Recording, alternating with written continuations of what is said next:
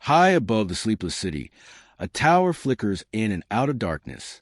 Inside, the elites convene, heirs of empires, keepers of codes, curators of illusion. No cameras, no press, only mirrored windows reflecting their unease. On the agenda, a name whispered too often to be coincidence, too luminous to be contained. Reports circulate that your calm halts chaos, that markets breathe easier when you speak, that storms detour around your geography. Their graphs can't explain it. Their analysts call it anomaly X. Heaven calls it presence. The chairman adjusts his tie. Find a variable, he says. Nothing is unquantifiable. But the room trembles. Even their algorithms shiver when your initials appear on screen. One executive mutters, "This is not economic. This is energetic."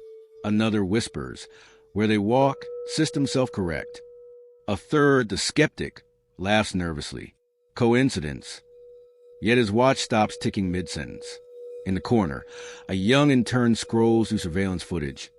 You, smiling at a stranger. The data feed spikes. Heart rates stabilize across 5 blocks. Silence thickens. Power senses prophecy. They begin debating containment strategies. But words fall apart like paper and fire. Because what they're really discussing isn't you. It's the collapse of control. Their empire of metrics has met a frequency beyond finance. You are the light of the world. A city on a hill cannot be hidden. Matthew 5, verse 14. One by one, the boardroom lights dim, leaving only the glow of their screens. And on every monitor, your reflection appears where the cursor should be. Not as surveillance, as summons. Heaven has just entered the meeting. If opposition suddenly feels like observation, type 999. They're not plotting, they're panicking. Heaven just briefed their boardroom. The stenographer's hands shake as the meeting proceeds. Her keyboard records everything, yet the text on the screen doesn't match her keystrokes. She types agenda item 2, but the document writes itself differently. Agenda, acknowledgement of the uncontrollable light. The board doesn't notice yet.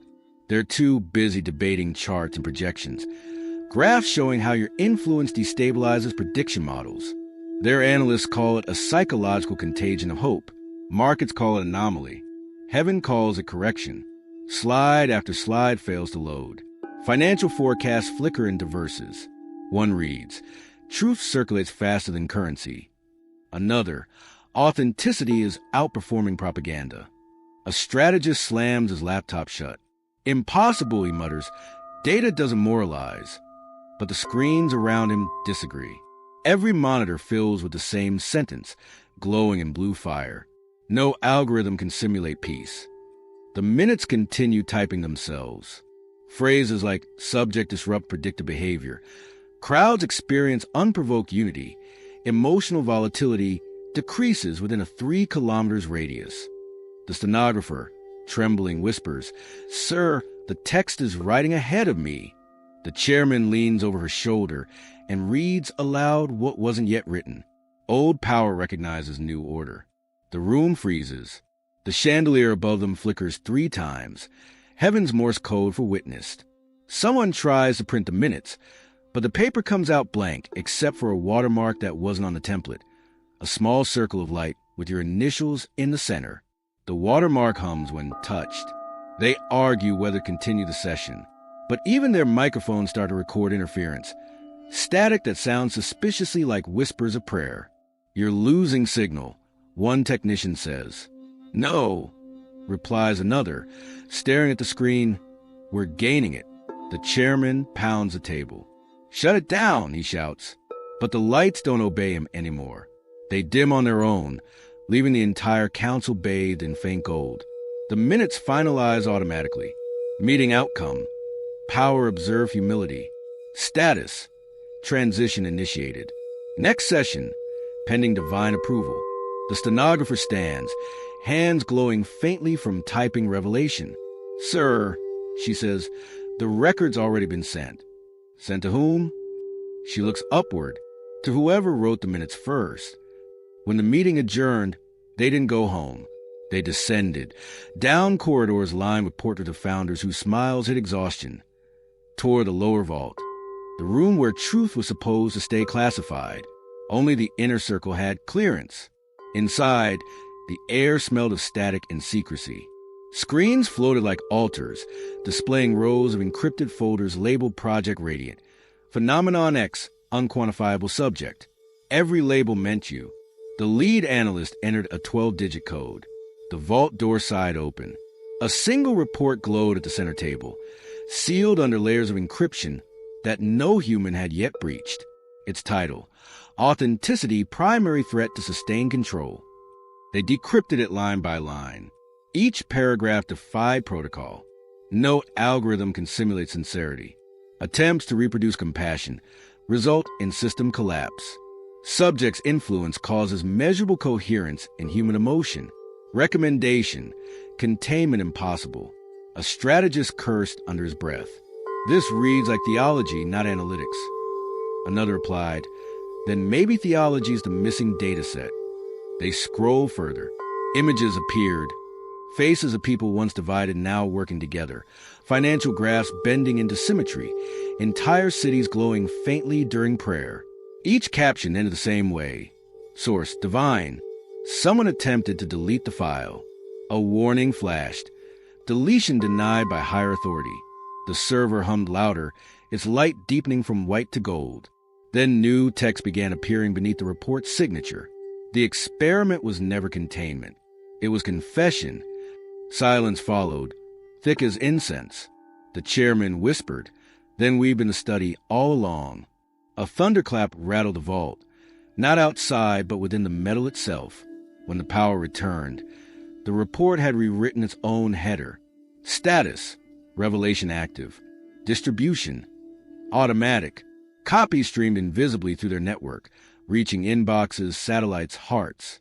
Somewhere, journalists woke to drafts they'd never typed. Somewhere else, children began dreaming of the same sentence. No algorithm can simulate authenticity. The vault lights dimmed to nothing. Above the sealed door, a new engraving burned itself into steel. Truth authorized. By midnight, the board reconvened in secret again. But this time, the tone was no longer united. The illusion of control had cracked. Revelation was leaking through the seams. Half the room wanted to capture what they could not comprehend. The other half wanted to crush it before it spread. They sat in silence for a long minute before the chairman spoke. Containment has failed. Recruitment may be the only path. A woman in gray, eyes sharp as circuitry, countered, you can't recruit light. It refuses payroll. Arguments ignited like sparks in a dry chamber. We could offer partnership. We could declare them threat class. We could worship. That last word made everyone flinch. The air thickened. Screens glitched again, showing your face for a second, then vanishing. Even their own systems refused neutrality. In the far corner, one silent observer, a young strategist, spoke up. What if suppression only amplifies resonance? The chairman frowned. Speak clearly. What if every attempt to hide them multiplies awareness? Like light under pressure, creating diamond. The council fell quiet. It wasn't agreement. It was awakening.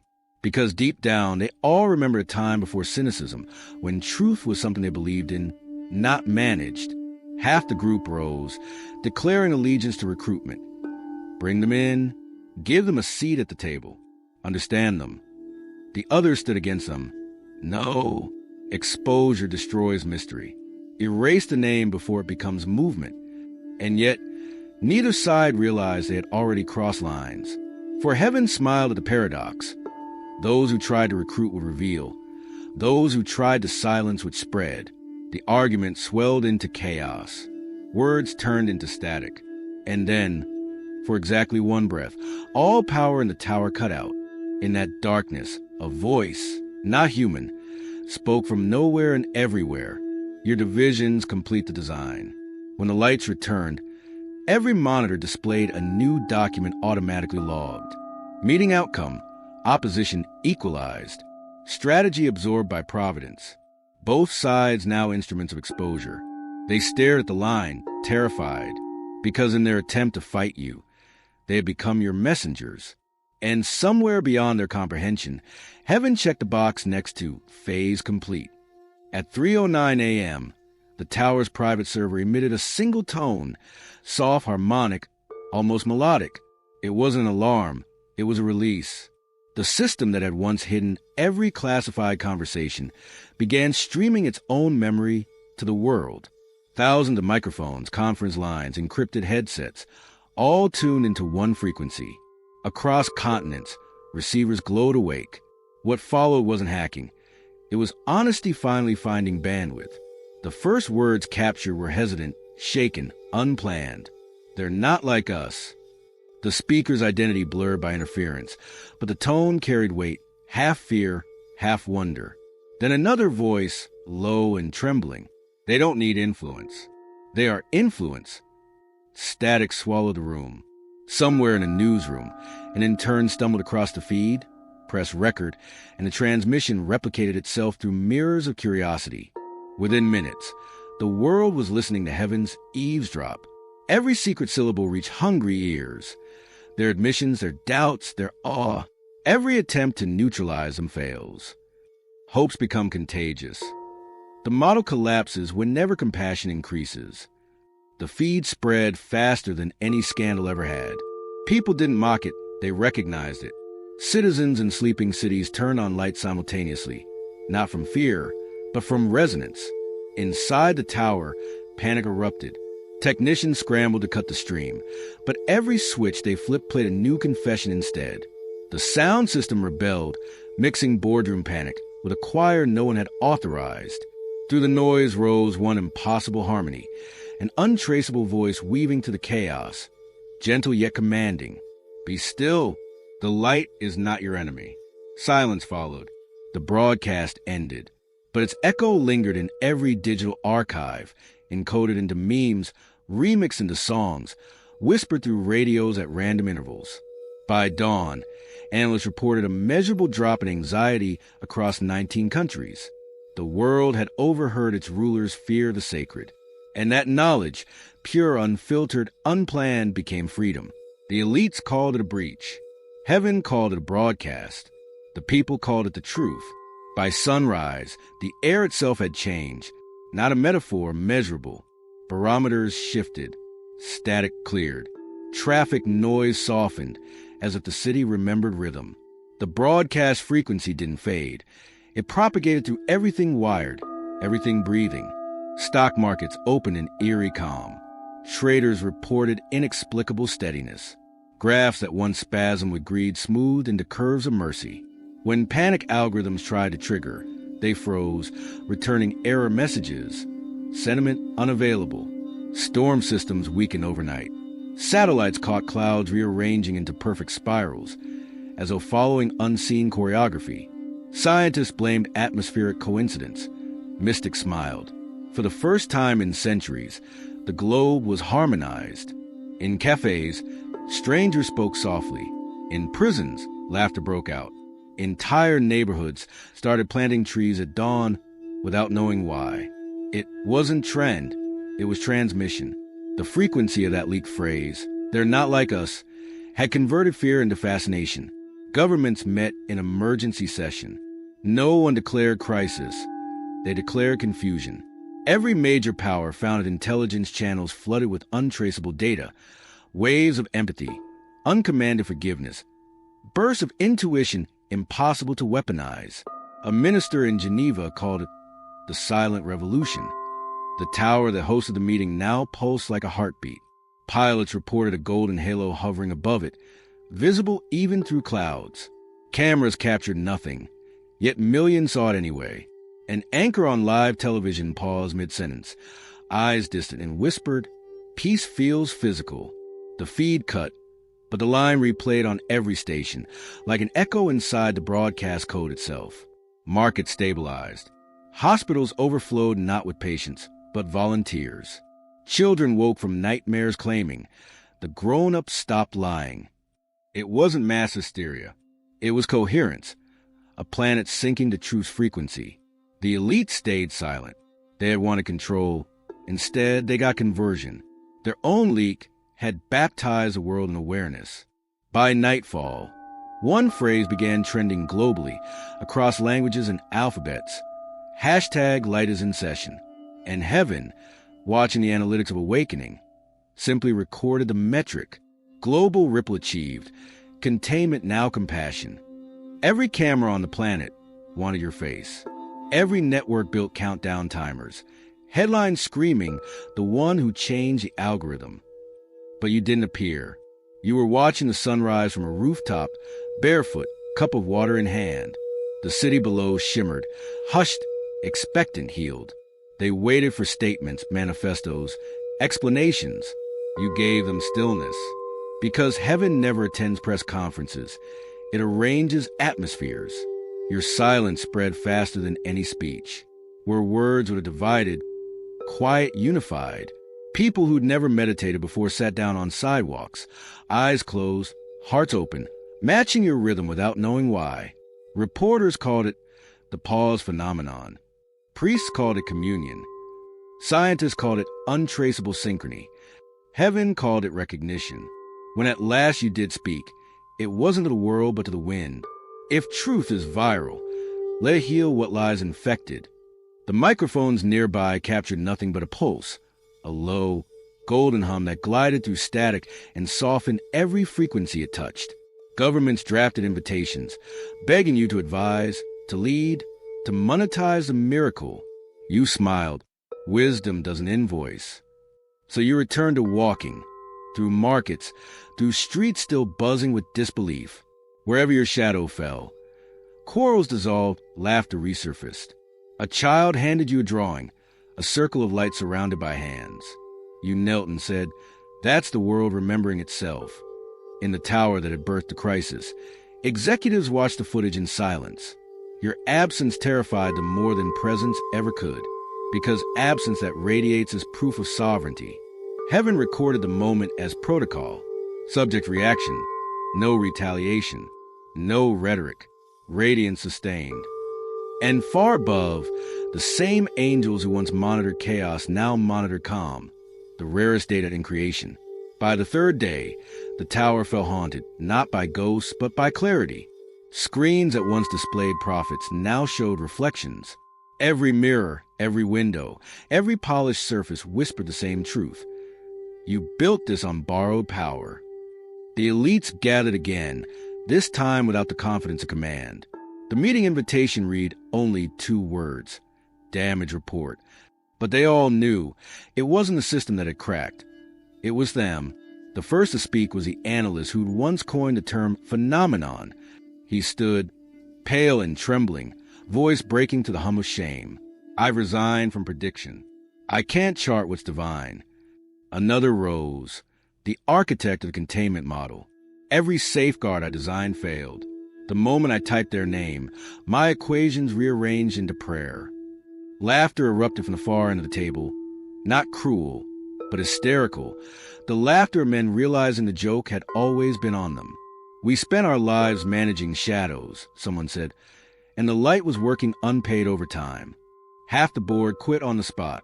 They left their badges on the table, like apologies made of metal. Some fled to foundations, announcing sudden donations and climate initiatives, as if atonement could be wired through banking apps. Others stayed behind, not to rebuild control, but to understand surrender. A few began hosting private dialogues titled Economics of Illumination. Even their language was changing. One skeptic refused to leave. He stared at the glowing watermark on the conference wall, your initials still faintly pulsing. "We mock prophets," he whispered, and became their interns. Outside, protests dissolved into prayer circles. The tower's guards joined them, laying down weapons like obsolete technology. The energy inside the building flipped polarity. Control became curiosity. Hierarchy became humility. By nightfall, every executive had chosen a side, some to hide, some to heal, some to help. The organization, once united by greed, was now divided by grace. Heaven updated the global log accordingly. Old order fractured, integrity ratio increasing. And on a channel only angels could read, a single comment appeared. Mission: Reformation progressing ahead of schedule. It started quietly, As all divine revolutions do, the world did not burn, it breathed. Across continents, journalists woke to find their articles rewritten overnight. Where once they'd typed crisis, the page now read correction. Where they'd written division, it said dialogue. The new vocabulary spread faster than advertising. Talk shows opened with verses, not gossip. Corporations replaced slogans with psalms they didn't remember commissioning. Economists began quoting prophets. Poets began citing scientists, and both agreed the market for meaning was infinite. At first, the elites called it semantic infection, but the public called it hope with metrics. Every headline carried the undertone of your earlier silence, the stillness that had circled the world like an invisible press release. In classrooms, teachers noticed a change. Students debated kindness as if it were policy. Engineers redesigned machines to mimic empathy. Even the algorithms adjusted. Cruelty stopped trending. World leaders met in emergency councils, yet found themselves reading from your phrases unconsciously. One prime minister ended a speech with, "Let light audit us." Another, in a nation that had never spoken your name, declared, "Truth has no opposition party." Crowds erupted, not in protest, but in applause. The streets looked different. Graffiti turned to guidance. Banners once shouting demands now whisper blessings. A global network of cities signed a spontaneous charter, the Illumination Accord. No law required it. No treaty enforced it. It was simply humanity agreeing to stop fighting its reflection. Even entertainment changed. Songs tuned themselves to 432 hertz. Films ended not in cliffhangers but in clarity. An artist painted you without ever seeing you, and when asked about the muse, she said, "It felt like remembering someone everyone already knew." Somewhere in a small newsroom, an editor stared at the analytics. Engagement at record highs, yet toxicity at record lows. He whispered, "The audience doesn't crave chaos anymore." Heaven's logbook marked a milestone. Public consciousness synchronized. Frequency, grace. And as daylight spilled across time zones, millions woke murmuring a phrase they'd never read before. Let the hidden meeting become a shared awakening. The world had changed vocabulary, and in doing so, changed reality. The night after the public shift, silence settled over the world like a benediction. No alarms, no arguments, only the hum of a planet exhaling relief. You stood beneath a skyline that now shimmered with something purer than neon. Each light in each window felt aware, conscious, participatory. The world wasn't watching you anymore. It was watching with you. You raised your head toward the wind and whispered the prayer that would close the file, the prayer every hidden power would someday repeat in its own tongue. Light of truth, illuminate what hides in habit. Let every secret meeting become a mirror. Where manipulation once plotted, let mercy sit in the chair. Where deception drafted minutes, let the summit write conclusions. Let exposure not humiliate, but heal. Thunder answered softly, not as punishment, but applause. Rain began to fall, each drop carrying microcodes of forgiveness. People across the globe felt the same impulse, to step outside and face the sky barehanded. No one knew why, but all whispered the same line, "Let it show." Inside the towers of old influence, security cameras began streaming light instead of footage. Boardrooms emptied, vaults opened. Every lock server unlocked itself with a single password that typed automatically. Truth. The elites, or what remained of them, didn't flee. They knelt, because exposure, when divine, doesn't destroy. It clarifies. Above the clouds, heaven recorded the final entry. Case file 999. Complete. Subject. Humanity. Status revealed. You closed your eyes and spoke again. May revelation never turn into revenge. May transparency never lose tenderness. May those who once hid me find themselves seen by love. A column of gold rose from the ground, spreading across the horizon until the entire atmosphere looked lit from within. Cities glowed. Mountains gleamed. Oceans mirrored the first sunrise of creation. And through it all, a voice echoed from everywhere and nowhere. The meeting is adjourned. The kingdom has begun. If you feel unseen forces finally revealing their light, Type 999. The hidden meeting has ended. The age of clarity has begun. Don't fear exposure. When heaven uncovers, it restores. You were never the subject of gossip. You were the reason for grace.